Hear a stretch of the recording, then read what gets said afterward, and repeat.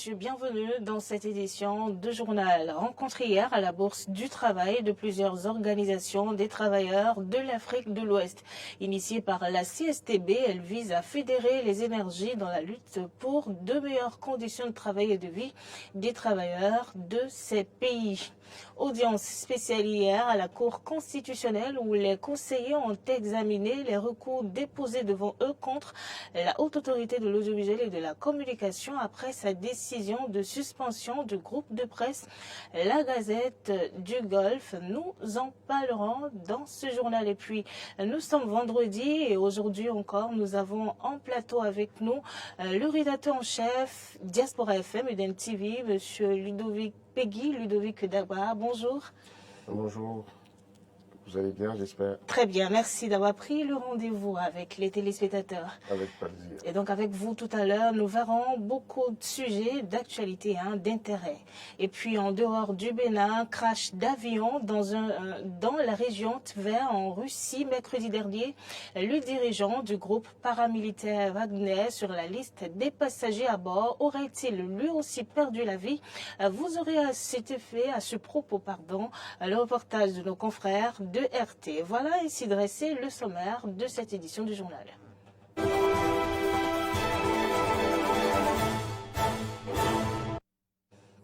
Vous faites bien, madame, monsieur, de nous préférer pour vous informer.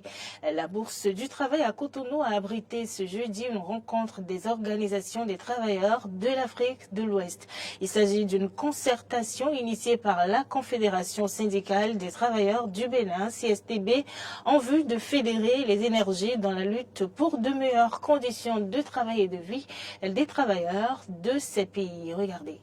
C'est en 2015 à Cotonou que les bases de la création d'une union des organisations des travailleurs de l'Afrique de l'Ouest afin de mieux réfléchir à leurs problèmes ont été jetées. La rencontre de ce jeudi fait suite à la création en décembre 2022 au Ghana de l'Organisation des peuples d'Afrique de l'Ouest, OPAO, un creuset qui vise à mener le combat pour une véritable indépendance du continent noir. Nous, travailleurs de tous ces pays-là, de l'Afrique de l'Ouest, nous vivons des conditions de vie difficiles.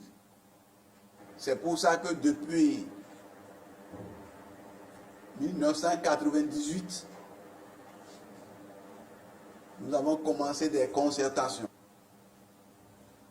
en vue de créer une organisation sous-régionale qui puisse permettre aux travailleurs de fédérer les énergies dans le combat. Parce que nous vivons presque dans tous les pays, nous vivons dans les mêmes conditions. Les travailleurs sont opprimés à des petites différences près. Dans son discours d'ouverture des travaux, le président de l'Organisation des peuples d'Afrique de l'Ouest, OPAO, Philippe Noudianoumé, a levé un coin de voile sur l'orientation de l'union naissante. Il a fait remarquer que la nouvelle union qui va naître se doit de se démarquer de l'apolitisme. Il a également énuméré les défis qui l'attendent. Mettre fin à la domination impérialiste, néocolonialiste, qui pille nos ressources au profit des monopoles impérialistes étrangers. Le deuxième, lutter pour de meilleures conditions de vie et de travail des travailleurs de toute la sous-région. Le troisième, développer la solidarité agissante de lutte et de combat entre tous les travailleurs de l'Afrique de l'Ouest. À l'étape actuelle de la lutte de l'Afrique, l'organisation syndicale des travailleurs doivent avoir comme premier paradigme le patriotisme. La rencontre a eu lieu en prélude au congrès de la Confédération syndicale des travailleurs du Bénin, CSTB, qui se tient ce vendredi 25 août.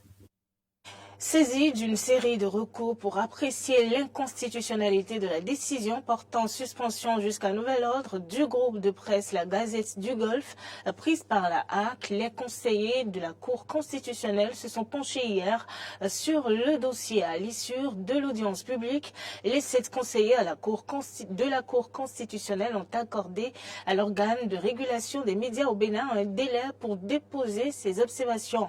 Ainsi, la Haute Autorité de l'Audiovisuel et de la communication RAC dispose d'un délai allant du 29 août au 5 septembre 2023 pour faire ses observations. Les requérants disposent quant à eux du 30 août au 5 septembre 2023 pour déposer leur contre-observation. La RAC a été représentée à la dite audience par son conseiller juridique. Pour rappel, la Haute Autorité de l'Audiovisuel et de la Communication a pris une mesure contre le groupe de presse, la Gazette du Golfe, accusé de faire l'apologie de coup d'État. La décision a été prise après un communiqué de l'organe de régulation invitant les médias au professionnalisme dans le traitement de l'actualité relative au coup d'État intervenu au Niger. Le comité de facilitation carte de presse a donné de la voix hier à la maison des médias Thomas Mignonson à Cotonou. Objectif, lancer une campagne itinérante de sensibilisation sur les avantages liés à la détention de la carte de presse en République du Bénin afin de mobiliser les professionnels des médias pour obtenir la mise en application de ces avantages. Clémence Tonoucoin.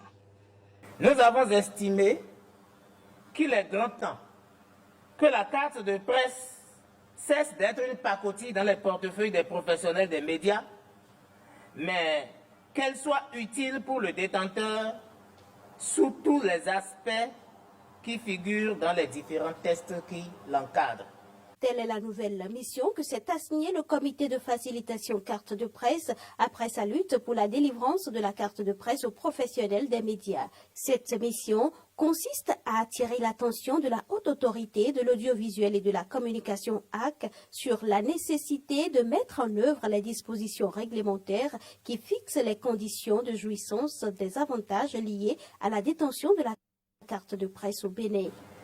Notre objectif est de susciter un réveil collectif de tous les professionnels des médias sur l'intérêt que revêt la carte de presse dans le cadre de l'exercice de notre métier, afin qu'ensemble nous puissions travailler à faire exécuter enfin les mesures subséquentes au bénéfice des acteurs. Le comité de facilitation s'engage devant vous à compter de ce jour, jeudi 24 août 2023, à travailler pour faire bouger les lignes dans le cadre de la mise en œuvre des mesures portant sur les avantages liés à la carte de presse, pour rester conforme aux lois et règlements et valoriser la carte de presse dans toutes ses dimensions. Au nom des professionnels des médias, le conférencier a témoigné au chef de l'État toute sa gratitude pour sa volonté d'opérer des réformes au sein de la presse béninoise. Dans cette mouvance de réclamation, nous voulons saluer la volonté politique manifeste du chef de l'État, matérialisée par des réformes structurelles du secteur des médias dans notre pays. Nous voulons attirer l'attention des autorités sur la nécessité La CNPA, de la plateforme des promoteurs et acteurs pour le développement des médias au Bénin, PADEM Bénin, et de l'Observatoire de la déontologie et de l'éthique dans les médias ODEM ont félicité et encouragé le comité pour sa lutte afin de faire renaître une nouvelle image du journaliste béninois. Voilà, Peggy Ludovic Dagbar, rédacteur en chef Diaspora FM et d'NTV. Vous avez suivi ce reportage qui parle quand même de cette conférence de presse sur la valorisation de la carte de presse. Dans quel cadre est-ce qu'on peut exactement situer cette conférence de presse, Peggy Ludovic? Grâce à Validé, il faut dire que les professionnels des médias se sont battus depuis quelques mois maintenant. Et ces professionnels ont pu avoir cette carte pour laquelle ils se sont battus. Un an pratiquement. Oui, un an qu'on a déposé évidemment les dossiers pour obtenir. Au mois d'août dernier, on a eu, heureusement, et bien sûr cette lutte a abouti, on a pu avoir les cartes et les professionnels des médias béninois peuvent aujourd'hui se targuer d'avoir leur carte de presse. J'ai la mienne ici avec moi, je la présente aux téléspectateurs pour dire que cette lutte a vraiment payé et nous avons pu l'avoir. Alors, un professionnel qui détient une carte de presse, c'est la carte professionnelle de presse, c'est juste pour évidemment prouver la qualité professionnelle du détenteur. Donc, c'est un élément pour faire du journalisme, en tout cas pour donner la crédibilité au journaliste détenteur de sa carte Donc ça veut dire qu'il est reconnu par la HAC. Mais vous savez, ce n'est pas tout pour la carte de presse. Plusieurs autres avantages. Ailleurs, dans plusieurs pays, Oui. eh bien, la carte de presse a des avantages, Ok. offre des avantages aux détenteurs.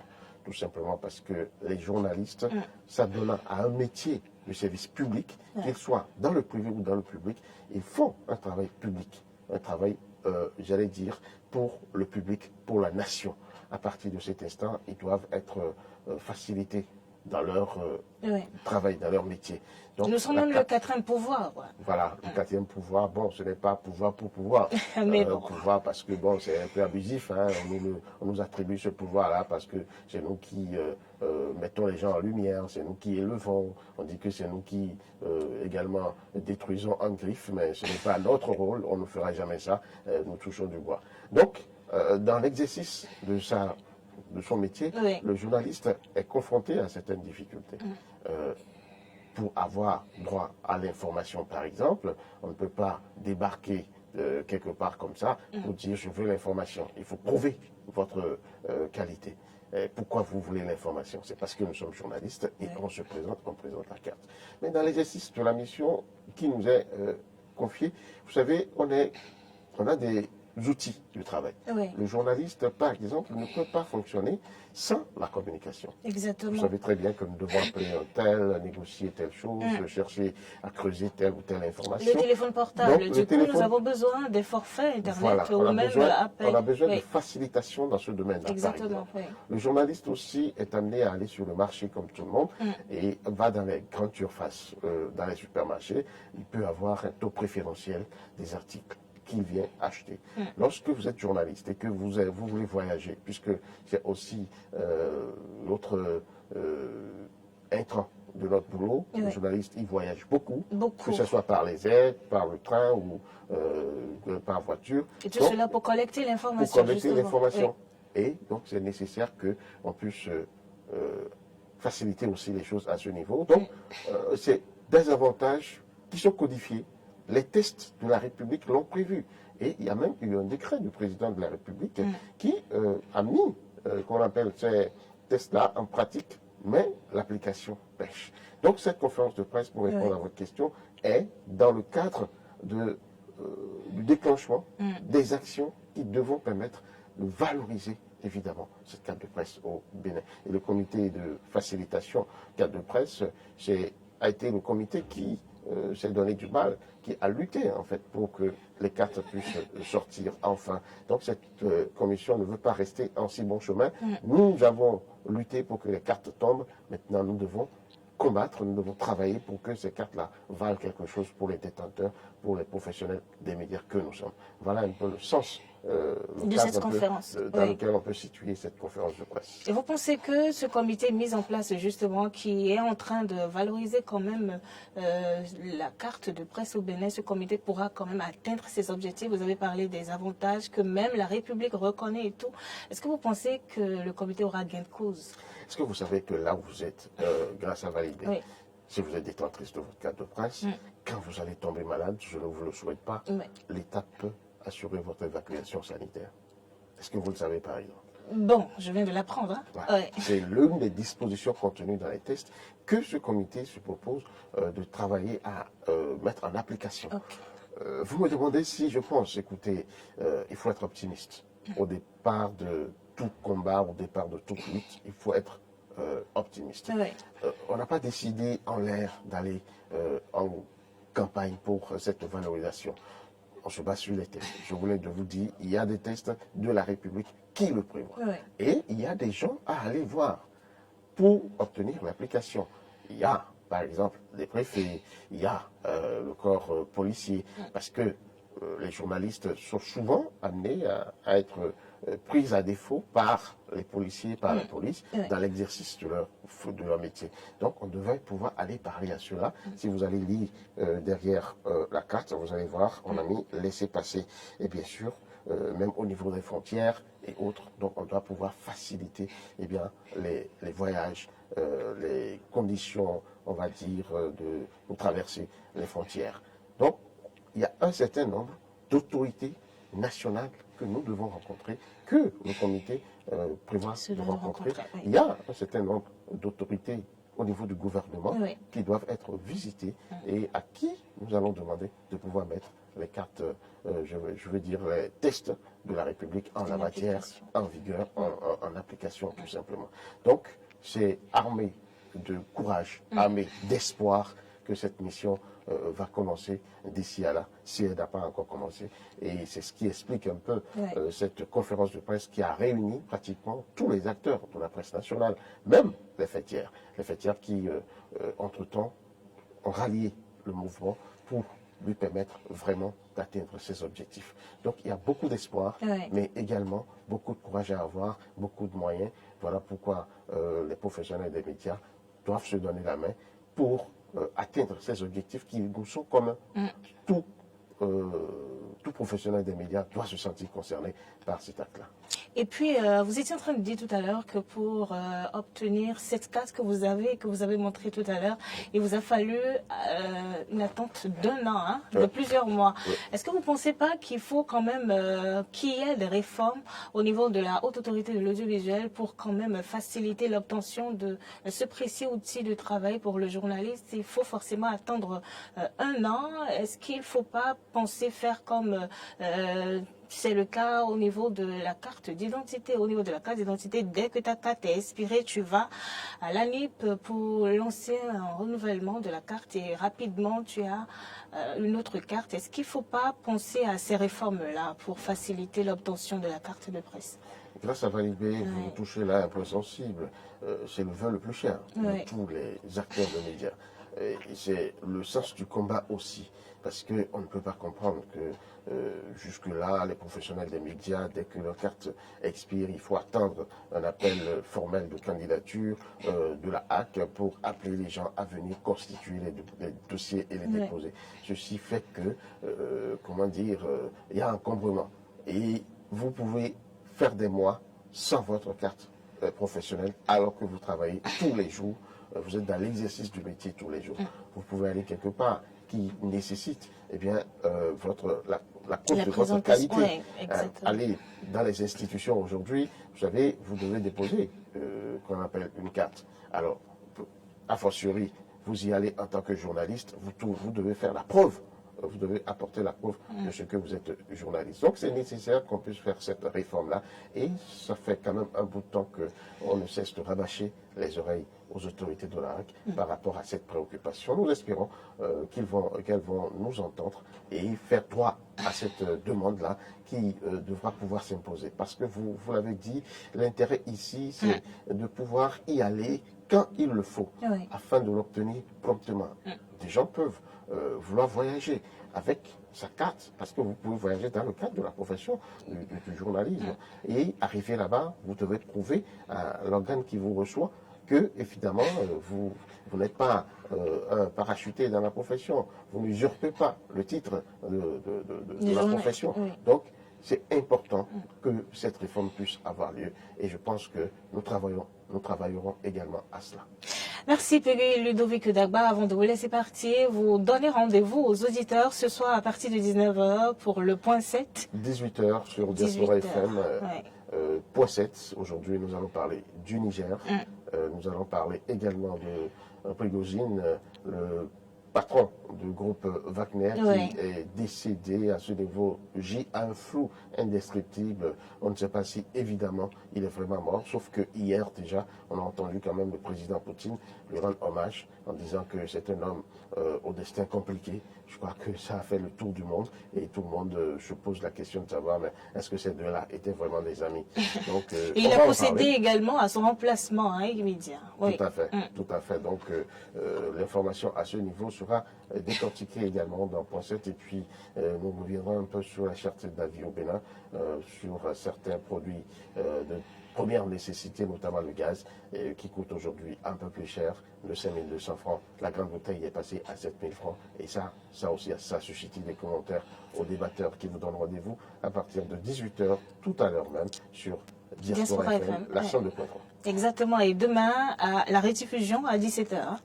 Le dimanche. D'accord, dimanche à 17h. Merci beaucoup, Peggy Ludovic Dagba, d'être passé sur ce plateau pour ces précisions par rapport à ces différents sujets d'actualité. Ce journal se poursuit. Selon le calendrier scolaire 2023-2024 au Bénin, la rentrée scolaire prochaine est fixée au lundi 18 septembre 2023 et cela nécessite des dispositions particulières dont la confection et l'obtention à temps des tenues scolaires. Nous avons parcouru quelques ateliers de couture pour nous assurer de l'ambiance à quelques semaines de la rentrée. Suivez le reportage de Clémence Denoucoin.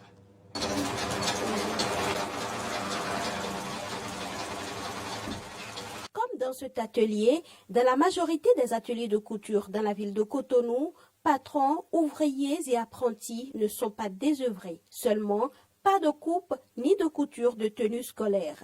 Et pourtant, les vacances scolaires s'achèvent bientôt. Alors que dans moins d'un mois, écoliers et élèves reprennent les chemins des classes, Dame Philomène, maîtresse couturière, n'a reçu que la commande de 2 tenues kaki. Des patrons d'ateliers se désolent de la situation, mais ne désespèrent pas. Nous sommes là pour le moment. Et ce n'est que la commande de 2 kakis que j'ai reçue jusqu'ici. Et je pense que c'est à cause de la situation financière des parents. Nous espérons que d'ici quelques jours, ils viendront. Pour les tenues scolaires, je pense que les parents y réfléchissent, mais ils ne sont pas encore prêts. Mais d'ici quelques jours, les commandes vont venir. Ça ne saurait tarder, puisque le temps restant pour les vacances n'est plus long. Et les parents ne laissent plus les tenues kaki de leurs enfants se délaver complètement comme par le passé. Il y a même des parents qui font confectionner 2 tenues pour une année. Oui, parfois. À en croire les propos de Dame Philomène, il y a 5 ans, les commandes de tenues scolaires étaient plus abondantes. Mais depuis l'année dernière, la tendance s'est inversée. Tout en appelant le gouvernement à leur secours, les patrons d'ateliers que nous avons rencontrés prient pour que les parents d'élèves aient les moyens d'assurer leurs responsabilités.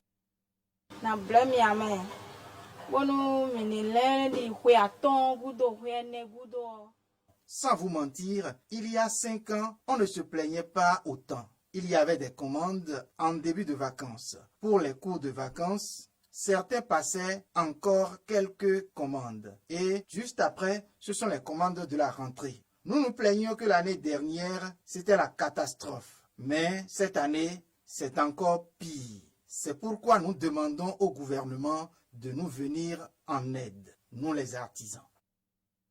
Ni quelqu'un beaucoup mais alors nous avons atolé ces dos. Beaucoup nous bla ou miton. Ma on a logo bo zali medio medu tabari jewe. Nous prions que Dieu vienne en aide à tous les parents qui ont des difficultés, mais qui s'échinent pour le bien-être et l'évolution scolaire de leurs enfants. Ils trouveront l'argent nécessaire pour cela.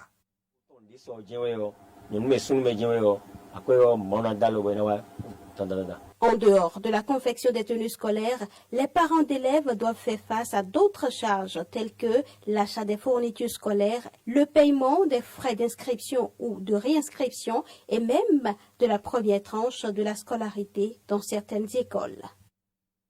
On retrouve à présent les informations en dehors du Bénin. Au Gabon, les électeurs vont choisir leur président dans un scrutin qui commence demain. Dans ce contexte, l'enregistrement d'une conversation entre 2 opposants à propos du président sortant Ali Bongo a fuité. Une enquête pour atteinte à la sûreté de l'État a donc été ouverte. Dans le crash d'avion qui a eu lieu mercredi dans la région de Tver en Russie, le nom du dirigeant de la société paramilitaire privée Wagner figurait sur la liste des passagers à bord. Prigojine serait-il parmi les personnes décédées? Suivez le reportage de nos confrères de RT. La mission spéciale de l'Agence fédérale du transport aérien russe a commencé à enquêter sur les circonstances de l'accident de l'embrailleur 135 survenu ce 23 août. Nous savons désormais que l'avion appartenait à une société spécialisée dans les voyages d'affaires. À bord de l'avion qui effectuait ce vol Moscou-Saint-Pétersbourg se trouvaient 7 passagers et 3 membres d'équipage. La commission d'enquête s'est mise au travail sur les lieux de l'incident, en particulier concernant l'identification des corps. La boîte noire de l'appareil a été retrouvée et est en cours d'analyse. Le président russe Vladimir Poutine a présenté ses condoléances aux proches des victimes du crash de l'avion. Concernant l'accident d'avion, je voudrais tout d'abord exprimer mes sincères condoléances aux familles des victimes. C'est toujours une tragédie. Selon les informations préliminaires, il y avait des membres du groupe Wagner à bord. Je voudrais faire remarquer que ce sont des gens qui ont beaucoup contribué à notre cause commune, celle de la lutte contre le régime néo-nazi en Ukraine. Nous nous en souvenons, nous le savons, et nous ne l'oublierons jamais. Je connaissais Prigojine depuis longtemps, depuis le début des années 90. C'était un homme au destin complexe, il a commis des fautes sérieuses et également obtenu des résultats souhaités tant pour lui-même qu'à ma demande pour la cause commune, comme ce fut le cas au cours de ces derniers mois. C'était un homme talentueux, un homme d'affaires talentueux. Il travaillait non seulement dans notre pays, et travaillait avec succès, mais aussi à l'étranger, en Afrique en particulier. Il s'occupait de pétrole, de gaz, de métaux et de pierres précieuses. Et hier, à ma connaissance, il revenait d'Afrique et avait rencontré ici certains responsables. Ce qui est sûr, ce dont le chef du comité d'enquête m'a parlé ce matin, c'est qu'une enquête préliminaire est déjà ouverte sur cet incident. Elle sera menée dans son intégralité jusqu'à terme. Il n'y a aucun doute, nous verrons bientôt ce que les enquêteurs diront. Et c'est la fin de ce journal. Merci madame, monsieur de nous avoir suivis. Bonne suite de programme en la compagnie de Eden TV.